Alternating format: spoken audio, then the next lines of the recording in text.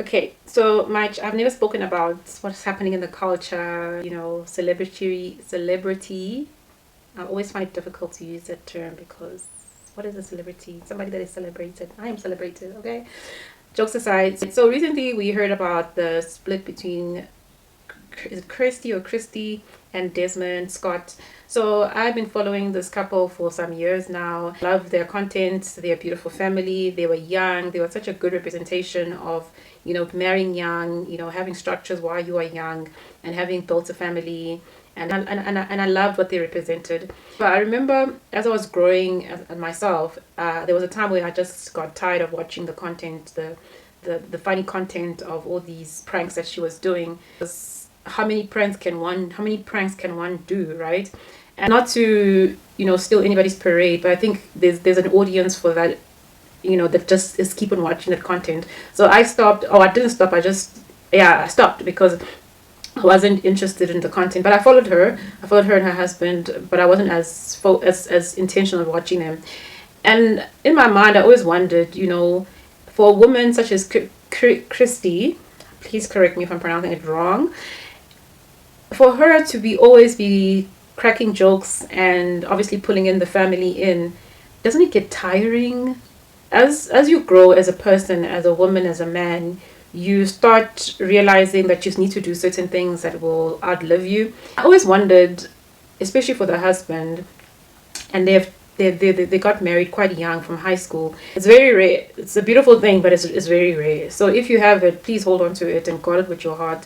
What I've seen and what I've started picking up when I was looking at the content was that Desmond was always behind the scenes. Yes, he was a chef, he was the head of the home, but he was always the one having to react to some of the pranks, most of the pranks that Kirsty was doing. And understanding the makeup of a man, masculine, dominant, taking up space in the household, your reaction is to just always be giggling and being, oh gosh, you did it again.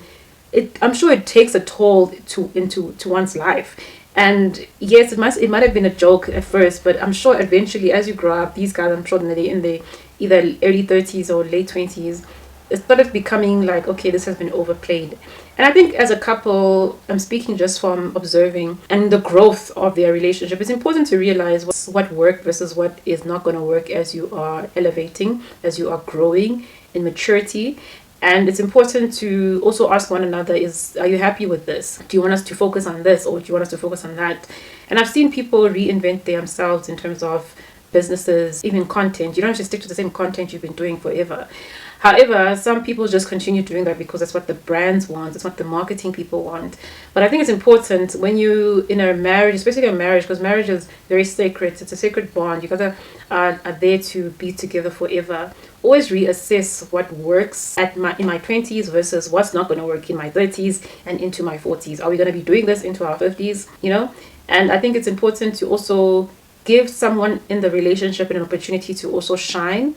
If it's always you, especially if you're a woman, nothing wrong with us women shining, but understanding the role of a man. The role of a man is to be the provider, to be the headship, to be the one who is taking care of the family. And not that Dave Desmond was not, but it just felt like Christy was the one who was the face of everything because of her pranks. And as much as they had a business together, like wedding planning, I think it was photos, like events business, I think she was the face of the brand of the Scott's family, right? And eventually that can eat away at a man's ego because you are expected to be the headship of the house. And I just was reflecting as I'm looking at the news. I'm thinking to myself, shoot, if they can divorce, then no, what about everybody else? Is it people are saying that? I'm saying that because I really thought they had a shot, at doing this forever.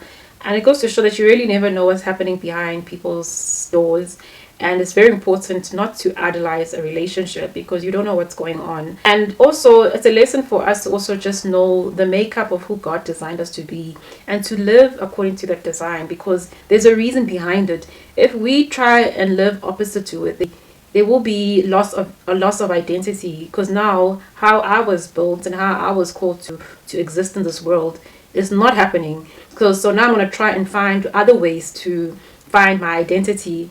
And I just feel like the more we act outside of our creation design, the more we will try and strive to find that in other ways. And those other ways can lead to disastrous outcomes, divorces, separation, even unto people, doing the most untimely things.